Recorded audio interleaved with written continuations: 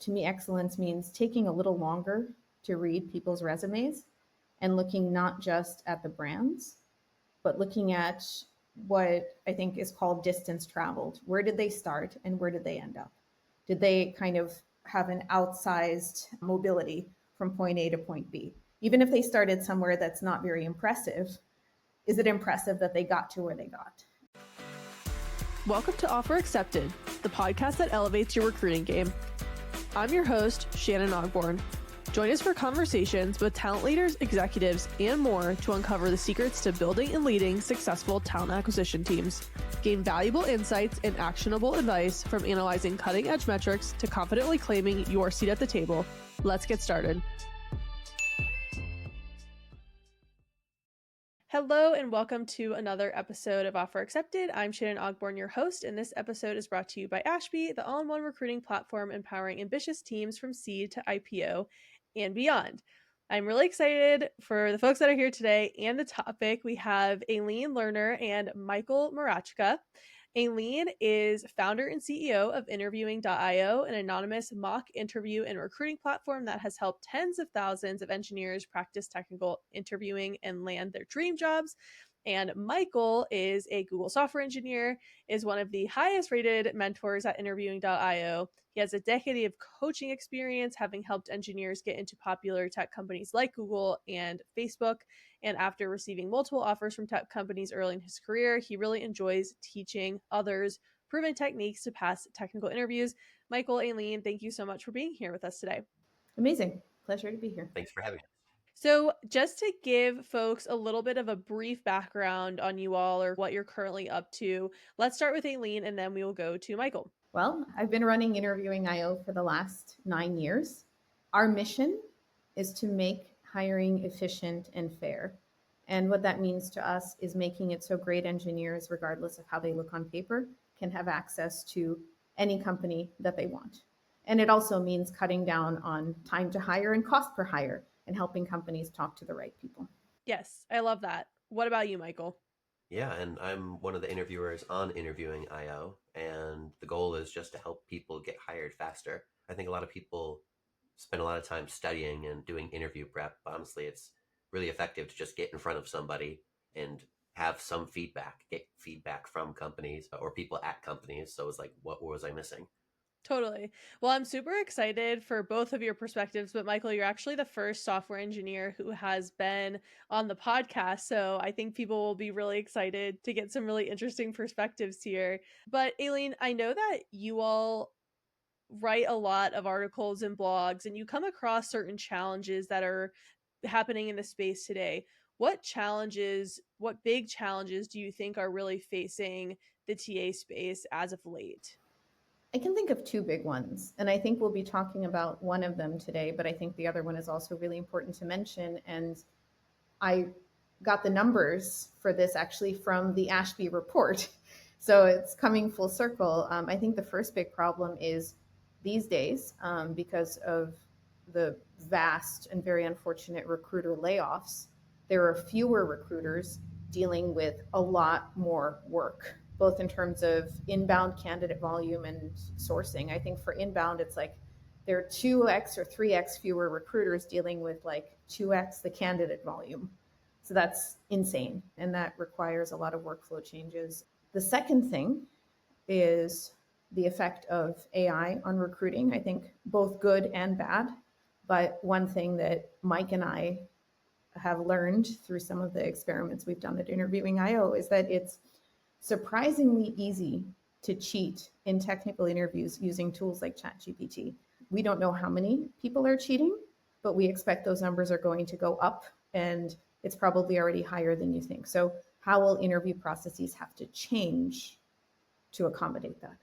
Yeah, that's so interesting because in another one of our reports, so I think you were talking about the recruiter productivity report, and another one of our recent reports about candidate sourcing, we found that folks who use Ashby's AI tokens for outreach had a significantly higher response rate. And so it's this interesting push and pull of, should I be scared of AI? Should I not be scared of AI? And I personally think, and I would love to hear your all's thoughts, I think it's just an eyes wide open situation. You have to really understand the good, the bad, the ugly. You have to understand what you're dealing with and work around that, not avoid it.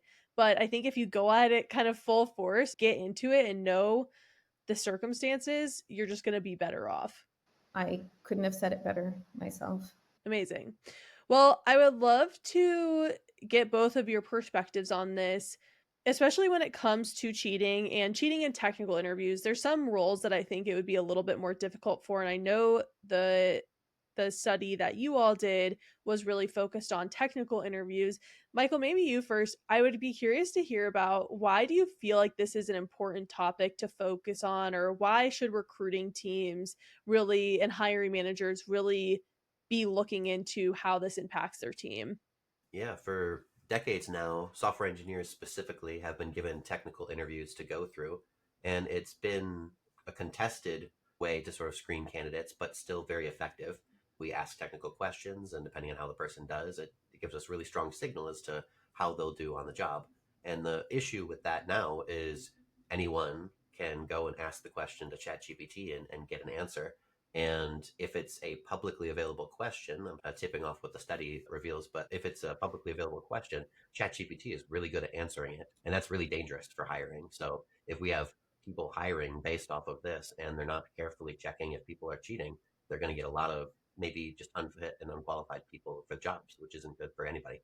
100%. I like that you use the word contested. That's probably the best word that I've heard used for these types of technical interviews. When I was working with candidates, they would push back and say, "This doesn't demonstrate job performance." I'm like, "But so much data Google suggests that it does." So, contested, amazing. Love that. It's such an interesting thing. And I think we're going to get into the results here in a second and review what happened and what it means for recruiting teams, but I would love if one of you could walk through what the experiment was, what the setup was, and what you were really hoping to answer by doing the experiment. I can start, and Mike, please jump in. So I think contested is the right word. A lot of our users have very strong feelings about these kinds of interviews. And I think a lot of our interviewers, including Mike and others, do as well. I loved what you said about going into things with your eyes open, because I think interviewing is similar, right? Technical interviews are a tool, and they can be used well or they can be used poorly.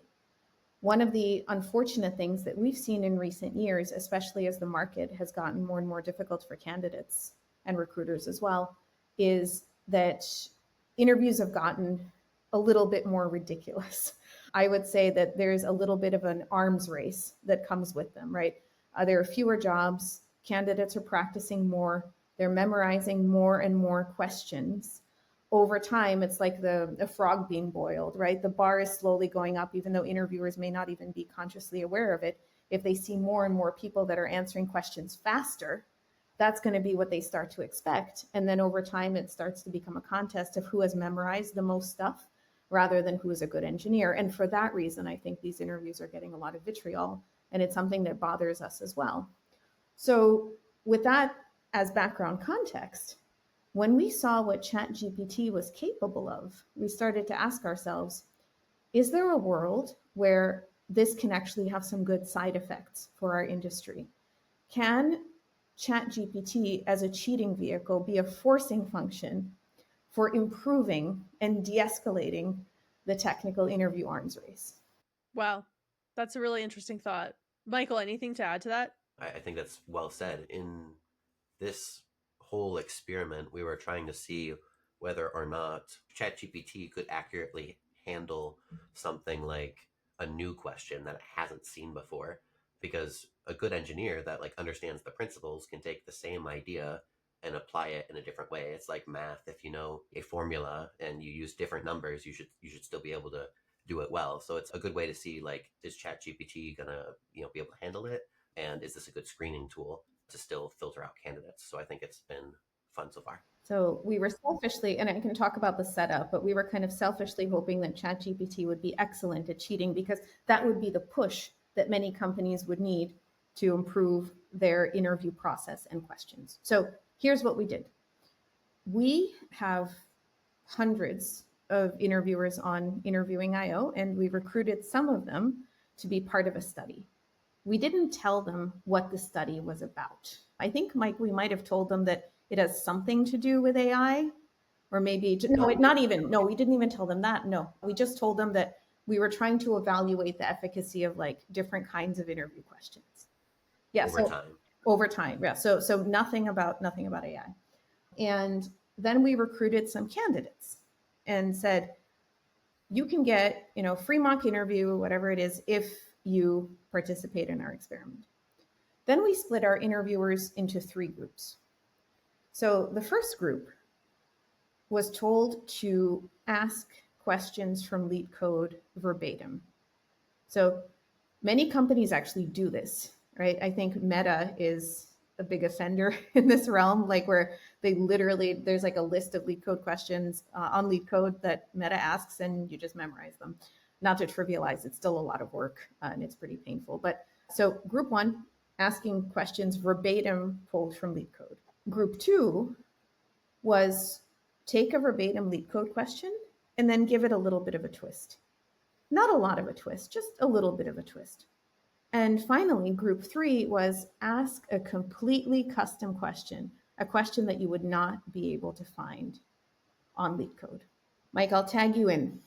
What happened next? Yeah, at this point, there were a handful of things we were curious about. Like, we wanted to know, could people actually get away with cheating? The interviewers didn't know they were going to try, so they weren't tipped off about it. But could the interviewees do it in such a way to where it wasn't very obvious that something sneaky was going on? That was the first question we wanted to know. And then the obvious second question is there an impact on the question type that we ask for ChatGPT? Is it better at one or worse at the others? The control for this, just to kind of give you a baseline, is on interviewing IO in general, the pass rate is about 53% of people pass. So it's a little bit better than half. When we ask verbatim questions, the study showed that 73% of people were passing. So verbatim questions definitely. Let me just jump in. We had told candidates that it was their mission to use ChatGPT during these interviews and to try not to get caught. Yes. And we purposely asked them, don't rely on your own skill set. Use ChatGPT and be as sneaky as possible. We even gave some tips for how to cheat Like how better to prompt, too. yeah.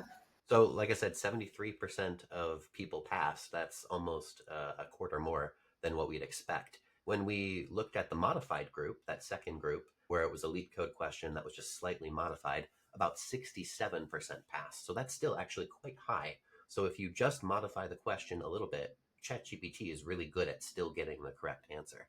And then if you ask entirely custom questions that do not exist online, this is the crazy bit, 25% pass. So it's actually a better screening tool to screen out candidates than even just the normal control was.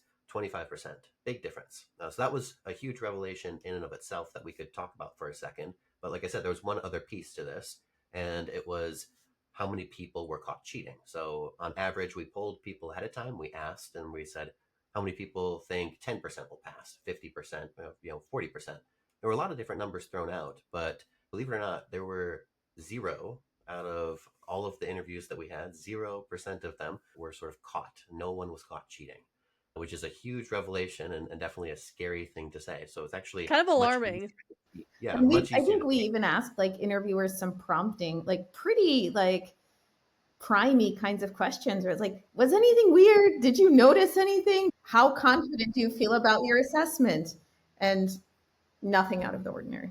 nothing at all. Crazy. And when we asked, we actually prompted them in 3 separate places just to see if anything odd was going on. And there wasn't anything weird in the responses. At best, people thought that they were maybe a little bit nervous or were perhaps a little slow, but nothing to indicate cheating, which is scary when you think about it.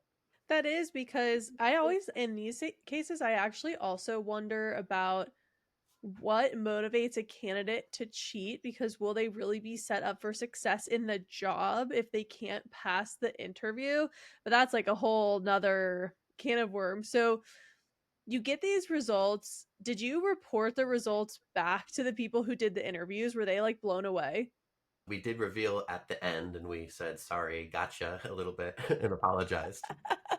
And we did let them know when the article dropped, and a couple of people wrote back and were super surprised by it. But I think for the most part, we treat our interviewers like guinea pigs, and they knew it was part of some kind of experiment. So I don't think they were too shocked at the fact that it wasn't what we said it was going to be. Definitely. Wow. I would be like, damn it. I can't believe I didn't catch that, because I think a lot of us would like to think we would know, right? We would recognize it, we would know it. And the reality is, based on this, you really don't, even if you're primed, which is even more concerning. And I know that there's a lot of technical teams out there that are wondering, and technical recruiters and hiring managers and executives, like, moving forward, what should companies really do to resolve this? What is going to move the needle so that they still can hire the right person for the right role at the right time? I think maybe one other note on cheating, and I'm not going to name these tools because I think they're gross and I don't want to draw any attention to them. But in our experiment, we literally had people just have ChatGPT open in another window. There are tools out there that will listen to the audio of your interview and figure out what questions are being asked and then just feed you stuff. So you don't even need to like interact with ChatGPT. It'll just be this like streaming cheating thing in front of you. Again, I'm not going to name it. I think it's gross, but that I would expect. We didn't use that in our experiment. I think it's even more damning that even with having to cycle back and forth between ChatGPT and the actual interview, nobody could tell that they were cheating. But with something like this, it's probably even easier. And this is out there. Yeah, I don't even know what to say. That's very concerning. But my mind goes back to, what is in it for somebody to get hired in a role that they won't be successful in? But I think the mindset may go back to the contested part, right? I don't believe that these types of interviews would predict if I could do well in this job or not. So F it, I'm going to cheat because I don't believe in prepping for these questions. I know I could do the job, so if I just get it, but I'm like, oh my gosh, the mental gymnastics my mind is going through right now is just like hopping all over the I think place. that's exactly the mentality. That is exactly what people are thinking. They're like, well, this is an unfair system. The system is screwing me, so I'm going to screw it back. And I think just to add to that, like you've said it twice now that you're like confused by the motivation, but I want to remind you that like some of these are like high six figure salaries that are at the end of these. So I mean, even if I've heard people rationalize this in like on our Discord and talk about it and say, well, heck, if I could get a $500,000 salary and just last for half a year, that'd be really great. So I mean, like some of these people I don't think are, they're just like saying if I can dupe 4 companies into hiring me for half a year, that's worth it. So I think sometimes the motivation is a little short sighted. And there's also the other flip side to this where I think a lot of people think the only people that are passing these jobs are, people that went to Stanford and had private tutors coaching them on this kind of stuff. And like that's not true, but it is sort of a perception that there's no way to get in unless you already like have some sort of elite education of some kind. Yeah, like I could see somebody thinking this is the way to level the playing field. And there are so many flaws about the system that I could see why I have so much empathy for why somebody would think that. Yeah, there's this quote, I don't remember who it's from, but it's, if you're not cheating, you're not trying. Yeah. Maybe some people are taking that approach, which again, it's not right, but, and I'm not saying, I'm not justifying it, but certainly, like you both, I can see why somebody would do it, why they would be motivated to do it. It's just, man, what a difficult position to be in for recruiting teams, where that not only does that hurt the trust between you and the candidate, the company, the hiring managers, and so I think recruiting teams really have to take the lead on how they can help their hiring teams reduce their risk of this. So tell me more about, moving forward, what do companies need to do? I don't think you're ever going to remove the risk 100%. I just don't know if that's possible even before ChatGPT, right? But how can companies de-risk this situation? So, the best idea that we could come up with, and this is not an easy thing to do, and there's a reason that companies aren't doing it now, is to rethink the kinds of questions that you ask and invest more into your interview process. So it's very easy to rip questions from leak code and just say, this is how we interview. And I think many Startups do this because they look at the FANGs and they're like, well, look, the FANGs are hiring all these great people and they're doing this. So if I use the same process, surely I will have the same outcome. But I like to think of that as cargo culting, right? Just because you copy the process does not mean you're going to get the same results. And I would even argue that the FANGs are successful despite their processes and not because of them. So this would involve taking a critical look at what questions you're asking during your process and removing anything that you can find on Stack Overflow, because that's what ChatGPT was trained on, right? Remove stuff that's easily available on LeetCode. That's what ChatGPT was trained on. And think about the kinds of work that you do every day. I'm not saying you should move away from algorithmic questions. I believe that in the right hands and when asked well with a good interviewer, those questions can carry tremendous predictive signal. So you can take the work that you're doing, be like, what is the algorithmic kernel in here? All right, let's take that and let's put it in the context of stuff that's unique to my company. One thing that I've suggested to companies in the past is for their eng team to create like a shared doc. And every time an engineer on the team does something they're proud of, or is interesting, or is cool, or just something that makes them want to brag to their team, just jot a little note in there. And then those notes can become the jumping off point for crafting truly unique questions. I'll turn it over to Mike now. I'm sure there's a lot more to say. I totally echo what Aline says on that, but I think one of the important things I just want to really touch on even more strongly is it's been misinterpreted. If you were to go and look and see who's talking about this study that we did, this little experiment has got a lot of people making headlines on like blind.com and other anonymous software engineering forums and stuff like that, where it's like, this is the end of data structures and algorithms. Finally, we don't need to care about these stupid interviews and like things like that. And that can't be further from the truth. Remember that custom questions arm that did really well was actually still data structures and algorithms. It just happened to be data structures and algorithms that was divorced from toy problems and focused a lot more on real world problems. It was like the Netflix engineer that had solved a bug on the front end that then took that front end bug, simplified it, and then put it into an interview question. It was like using actual experience from the job, showcasing on the job skills, but then also wrapping it into a data structures and algorithms kind of focus. So we can't abandon those altogether. So I'd say the companies can't do that, but they need to stop asking questions that are so easily seen online. I agree with Aline. If it's online, it's what ChatGPT was trained on. So it's not going to be a good thing to kind of test candidates on. There's also the other obvious thing, which is we could do in-person interviews again. I don't think that they have totally gone away, and there's certainly pros and cons of each, but that's the other obvious thing. If you're really not sure and you want to be super sure about a candidate, maybe have at least one of those rounds be in person. But more than anything, I think you'll find that different companies have vastly different processes around gathering questions. And some of them care an awful lot about asking unique questions. Google actually isn't really affected by this very much because they strive to ask questions that do not yet exist on LeetCode. They're well known for asking new, unique questions. It's what makes their interviews so difficult. But other companies, and I don't want to like pick on any in particular, but there are other even FANG companies that specifically take, it's well known, like if you solve the top 100 questions on LeetCode, you're going to get one of those in the interview, and that'll be like sort of the secret, the trick in. And now that's no longer the case. And it's if they stop asking those and they pivot away from that, they're not only going to prevent people from getting in because they've memorized an answer, but they're also going to prevent people getting in because they've cheated. I think if companies were to move in this direction, candidates would feel less vitriol toward this process, right? Because if they're actually solving real work, you can't say, well, this isn't the work I'm doing every day. No, we actually just solved this problem. I think that another added benefit would be that interview questions that harken back to the real work are better selling tools. If you can see the kind of work you'd actually be doing, it's going to stick in your head and you're going to get more excited.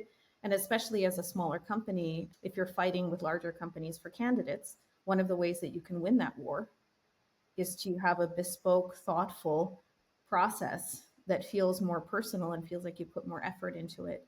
That's probably not going to override below market comp. But if you're paying decently well, this is the kind of thing that can tip candidates into accepting your offers rather than a FANG. One thing we haven't touched on yet that I think is just important to call out because it's kind of the elephant in the room is I've seen some recruiting teams work very well with their partner eng teams. And then in other cases, I've seen a lot of tension between the two, right? There's tension about scheduling and tension about how much time the hiring manager can put into things. So I think it's a lot to ask to say the recruiting team has to be at the forefront of changing what kinds of questions engineers ask when those questions have to come from engineers and you have to get eng leadership buy-in for this. But I'm hopeful that some of this data will help you get that buy-in and at least start that conversation. Totally. Recruiting teams can be the catalyst without necessarily being the owner of creation and things like that. I actually had, Aileen, to one of your points about it being a selling point, had a great previous conversation on the podcast with Heather Doche from Signal Fire about structured interviewing and how she approaches structured interviewing is when you get into an interview, you kind of explain a little bit about like what is the intention of this interview, where companies could say if they have these custom questions, this is something that we solved just last week, and so these are some of the things that you would be encountering, the types of problems you'd be encountering. And so then you have the custom question based on that. And I do think it's a selling point, or at least an awakening point where people can be like, this is interesting to me, or actually, this is not interesting problem for me to solve at all. Yeah, and it also shows some kind of value symmetry, right? Where if a company has put effort into creating these questions, it shows that they value and respect your time. Whereas if they pull some stuff off of Leak Code, they're saying, we're not even going to take an hour to come up with questions that would excite you because we're so confident you're going to want to work for us anyway that we can treat you like shit. That's kind of the underlying message of some of these questions. I really think that it's maybe undersold just how refreshing it is for engineers to see questions that are more like this. One of the things we let people do is we let them leave comments afterwards after they took the survey at the end of the experiment. And there was consistently many people, basically everyone that got a custom question said things like, this is a quote, always nice to get questions that are more than just plain algorithms, way more fun and interesting. Like, it's just people really enjoy this kind of thing. It's like, actually, let's do work together and solve a problem. It's also cool because people see, like I said, that Netflix example. They see a Netflix engineer, they want to work at Netflix, and then they actually get to like do a problem that a Netflix engineer did and like see like, could I do this? Like, it's like it's personally validating in so many different ways that I think we're not really thinking about in this industry quite yet. 100%. One sort of itching question I have is how often should teams change their questions? Because the questions can end up on Glassdoor or on Stack Overflow or on various other websites about people talking about interviews, Reddit, even too. If you choose good questions and if they have several parts to them, and if those parts are a little bit fungible depending on what the candidate says, the more open ended the questions are, the less it matters if the candidate knows the question going in. So those questions take a lot of time and effort to craft, but the good news is you can use them for a lot longer than you would if it were a fairly straightforward question with maybe one or two possible responses. One of the things that we've seen our users enjoy in terms of kinds of questions are questions that do what's called layering complexity. So you start with something fairly simple and then you're like, now let's switch it up this way. What would you do? Let's switch it up this way. What would you do? And that can be much more engaging for the interviewer as well. To Mike's earlier point, that's a better way to see if two people can be smart together and kind of collaborate. So the more open-ended question is and the more kind of add-ons and twists you can have, the longer that question can live. And I think maybe time's not the best way to look about keeping a problem as well. There's a lot of things that kind of go into it, but depending on hiring volume, if you're not asking the question a lot, or like if you have one that's like for final round interviews that are on a whiteboard, you can go much longer than if it's like a place where they could potentially cheat. If we're worried about cheating, really, I think it's more important to focus on like, is this question something that, like Aline says, it's scalable?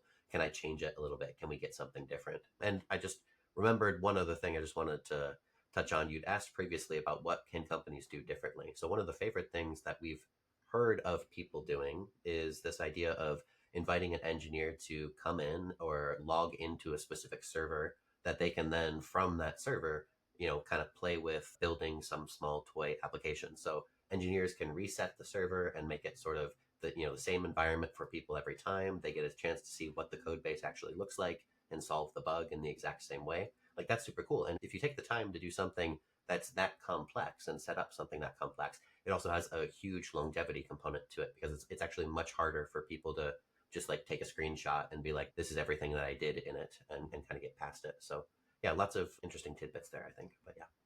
Yeah, that's such an interesting point. So when I was at Google, I was working specifically on hiring women in tech, and I remember some feedback from interviewers so vividly of there's many ways to answer this question. The person didn't answer it how I would answer it, but they answered it really well. I actually learned something today because they answered it in a completely different way than I would. And so when there's multiple answers, I feel like that makes it more interesting, not even just for the candidate and their thought process, but also for the interviewer. Like, I think it's really important that our technical interviewers have a really positive experience and association with the interviewing process and aren't like, ugh, I don't want to be here. I'm not motivated to be here. This is like my worst nightmare, because then that person actually I feel like will be more motivated to see if a person is cheating or something seems off, or they're more invested in that person like joining the company. And so I feel like it's really important to think about how this also impacts, and Mike, you may have some thoughts on this being a technical interviewer on the interviewer side. I feel like this could positively impact someone on the interviewing side, or they could say, oh, is it really worth it if people are going to be cheating with these other types of questions? I completely agree with that. I think when you're asking a stock question and you have to continuously ask the same stock question every time and then You're watch just a people robot. stumble, right, right. They're stumbling in the same place every time and you're giving the same hint every time. It's like kind of boring. You Of could course, be you're going like, to sit on Reddit and like have right, Reddit open in another window. right, right. Unfortunately, I know a lot of interviewers that have done that. Not really so much at Google, but like even at Google, unfortunately, it does happen where people are like, I'm only half paying attention because this is the 400th time I've asked this question and this person's not doing particularly well. So, but I do think there's a huge advantage to being able to bring in your work and custom build a question about something you did because you're naturally more invested in it. You want to see how they do it. And if you're actually talking about like brass tacks of what would you do, like you could easily then modify the question and be like, oh, that wouldn't have been possible because there's also this server configuration here or something like that. So you have more domain knowledge and you can actually talk about it more intelligently. It's just more fun overall. This makes me think of one other thing companies can do as well. And perhaps this could be its own podcast, but to be succinct, I think part of the reason that candidates are disenchanted with the current interview process, interviewers are checked out, is because companies don't provide good incentives to their interviewers, right? Very few companies include interviewer performance in their promotion packet, right? There's actually no incentive to conducting interviews because it takes you away from your core day to day work. And there's a big cost with being interrupted when you're an engineer. So, rationally, the fewer of these you do, the better for your career. So, how can companies rethink that and incentivize question creation, engagement, right? I expect Ashby tracks interviewer metrics, right? How can you tie some bonuses or comp stuff to that or promotions, right? The companies where I've seen interviewers care a lot are where there's one engineering leader that just really, really cares about this. It comes from the top and it's infectious. I think early Dropbox was excellent at this. They put so much work into their interview process. I'm saying early because maybe it's still great now. I just don't know. But there has to be some support for this from the top, and it has to practically come through in how people are incentivized financially and otherwise. 100% agree. It's such a good point. And as you said, that could definitely be like a whole nother episode. Tying sort of a bow on this before we move on, any other sort of last thoughts about AI cheating? Yeah, I think there's a good place to end this, or at least on my end. With the cheating study, there was that percentage where, close to 75% of people were able to cheat with the verbatim questions. But I do want to point out, there's just sort of like a caveat to people, getting ideas in their head about this that might be listening to this podcast. When it doesn't work, it actually doesn't work like really badly. It becomes very obvious you don't know what you're doing. If you start typing out a solution that like you think ChatGPT totally like nailed, and then the interviewer is like, hang on, but why this line? This line makes no sense to me. And then you're like forced to like explain it. Like you don't have time to like read through ChatGPT's reasoning on it. Like it's either go with it or not. So this can really screw you up in an interview. So just like caution to the people that think this is a sure shot. People weren't caught, but like there's a They video look that like we linked. idiots. Yeah. Yeah, there's a video too of one person kind of really making a fool of themselves in the interview for a couple seconds because they're like, "Oh, I can't really explain why I did that. Sometimes my fingers just do things without thinking." It's like, okay, like, That is hilarious and amazing. But it is actually, that is such a fair point and true, because when I used to read a significant amount of feedback on technical interviews, there would be times that would say this person just could not get to the solution, but their thought process was very strong. And that for this question, like, can't obviously speak to other questions, but for this specific question, they just could not get to the right answer or a right answer, but they talked through it, right? They had a good thought process. And yes, that is definitely spoiled when you're trying to copy something specifically. This actually happened to reminds me of a situation that happened all the way back when I was in ninth grade.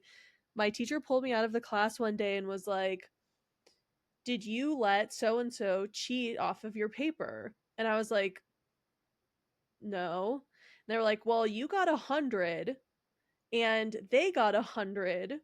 This person is not the type of person who would get 100, but they had no work. It was literally just answers." And so it's like, how do you explain that?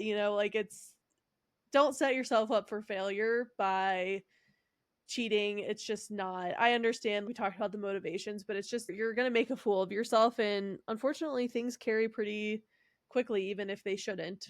absolutely. It's a good threat to end on. So, okay, zooming out like a ton, we talk a lot at Ashby about hiring excellence. You all have sort of unique positions and perspectives to this that are outside of like your day-to-day recruiting or talent leaders. I'm just curious, like, when you hear the phrase hiring excellence, what does that mean to you, or how would you describe hiring excellence in the context of like what you're doing? I think two things. One is top of funnel excellence, and that to me means making good choices about your inbound candidates and making good choices about whom you source. For us specifically, because we've over the last 9 years have seen so much data that over indexing on brands on people's resumes is pretty limiting and not the right way to go. Like I'm convinced of this, but I don't think most people are. So to me, excellence means taking a little longer to read people's resumes and looking not just at the brands, but looking at what I think is called distance traveled. Where did they start and where did they end up? Did they kind of have an outsized mobility from point A to point B? Even if they started somewhere that's not very impressive, is it impressive that they got to where they got? And giving those candidates more, having a process that finds those candidates. And then for the rest of the funnel, knowing your metrics and being thoughtful about what's working and what's not working, knowing metrics by source, including engineering time and your cost per hire, things like that. 100%. Michael, you're just in this in a completely different context of being in software engineering, but maybe hiring excellence means something completely different to you. I would love to hear it.